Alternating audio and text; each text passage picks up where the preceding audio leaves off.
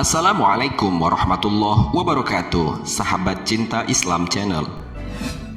Bila dilihat dari sudut hukum fikih, anjing merupakan salah satu dari dua jenis najis yang dianggap memiliki najis berat atau mukhalazoh. Cara mensucikannya pun tidak seperti najis biasanya, melainkan harus dibasuh 7 kali, yang salah satunya dicampur dengan debu atau tanah. Memandang hukum ini, tentu kita akan berpikir bahwa anjing adalah hewan yang hina, rendah, dan tidak berfaedah. Namun, Allah Subhanahu wa Ta'ala telah menjelaskan dalam Al-Quran bahwa Dia tidak menciptakan langit dan bumi dan isi-isinya tanpa faedah. Semua adalah hak. Allah Subhanahu wa Ta'ala berfirman, A'udzubillahi minasyaitonirrajim. Bismillahirrahmanirrahim. Wa ma khalaqnas samawati wal arda wa ma bainahuma la'ibin. Dan tidaklah kami bermain-main menciptakan langit dan bumi dan apa yang ada di antara keduanya. Al-Quran Surat Ad-Dukhan ayat 38.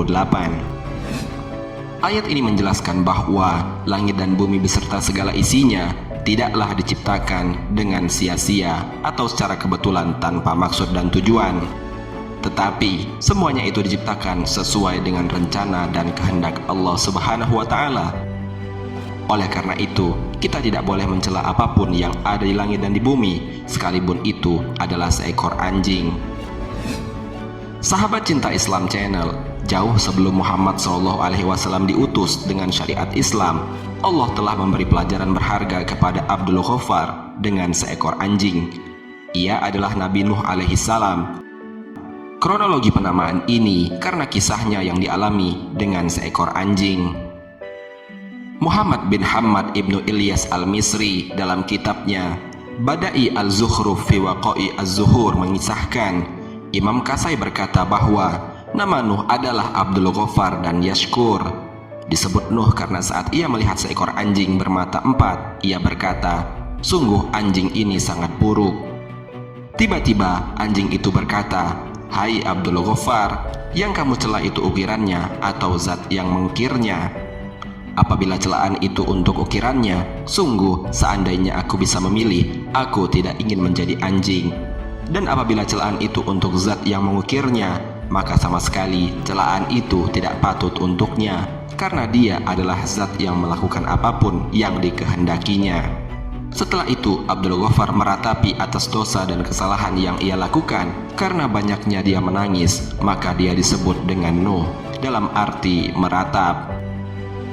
Setelah itu, ada kisah seekor anjing penjaga Ashabul Kahfi. Mereka adalah para pemuda yang teguh mempertahankan iman dari raja mereka yang keji.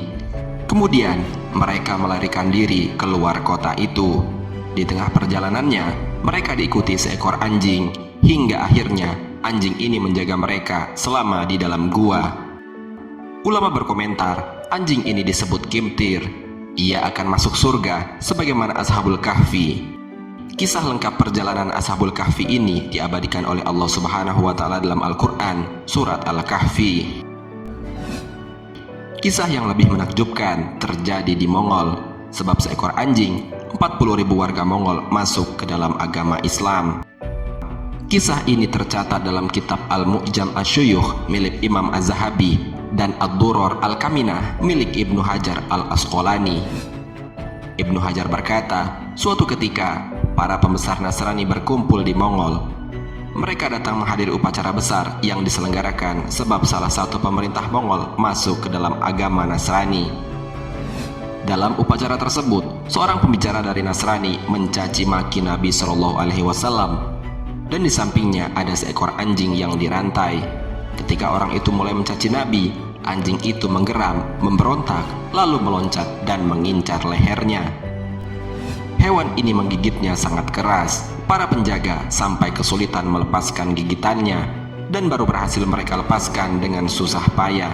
Sebab audien berkata, ini terjadi sebab ucapanmu yang mencela terhadap hak Muhammad SAW. Nasrani itu menjawab, bukan, anjing ini hanya membela diri. Dia melihatku menggerak-gerakkan tangannya, sehingga ia menyangka aku akan memukulnya. Setelah itu, dia kembali mencaci Muhammad SAW, bahkan lebih parah dari sebelumnya.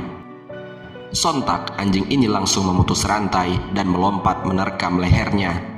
Ia menggigitnya dengan sangat keras. Seketika itu ia meninggal. Melihat kejadian itu, 40.000 orang Mongol masuk Islam. Ternyata tidak hanya itu, ada kisah yang lain tentang seekor anjing yang mengadu kepada Rasulullah SAW. Seperti tersebut dalam kisah yang diriwayatkan Anas bin Malik. Pada mulanya, Rasulullah SAW sedang duduk-duduk bersama dengan para sahabat beliau. Tak lama kemudian, datanglah seorang sahabat beliau dengan betis yang berlumuran darah. Nabi SAW pun menanyakan penyebab lukanya itu. "Wahai Rasulullah, aku tadi berpapasan dengan seekor anjing milik fulan yang munafik di jalan. Anjing itu lantas menggigit betisku," ujar dia. Rasulullah SAW pun mempersilahkan sahabat tersebut untuk duduk di samping beliau. Tak lama kemudian, datang pula sahabat yang lain, kakinya juga tampak bercucuran darah. "Wahai Rasulullah, aku tadi berjumpa dengan anjing milik fulan yang munafik. Anjing itu telah menggigitku," kata sahabat ini saat ditanya Rasulullah SAW.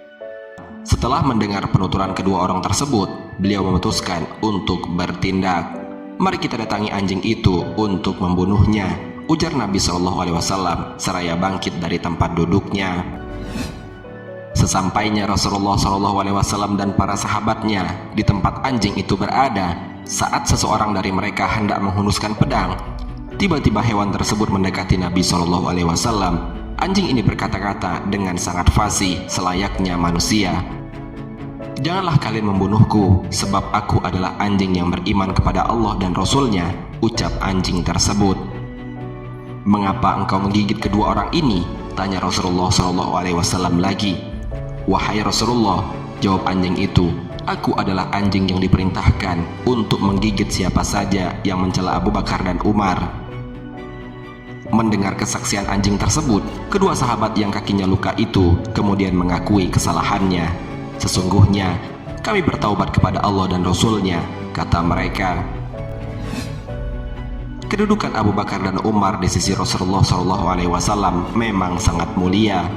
Rasulullah SAW menjelaskan dalam sebuah hadis qudsi, "Akulah Allah yang menjadi pendengaran yang dia Abu Bakar gunakan untuk mendengar, dan penglihatannya yang digunakan untuk melihat, dan tangannya yang digunakan untuk kekuatannya, dan kakinya yang digunakan untuk berjalan." Hadis riwayat Bukhari.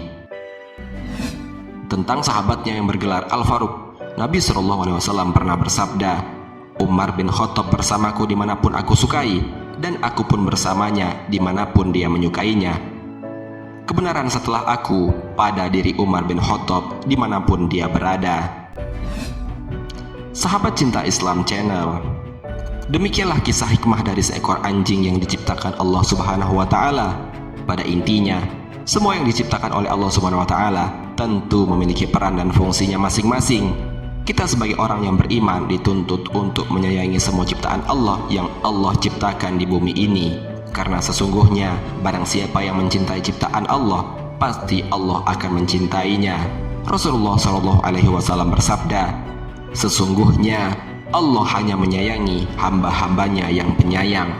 Hadis riwayat At-Tabrani. Wallahu a'lam. Semoga bermanfaat. Wassalamualaikum warahmatullahi wabarakatuh. شكرا يا ربي شكرا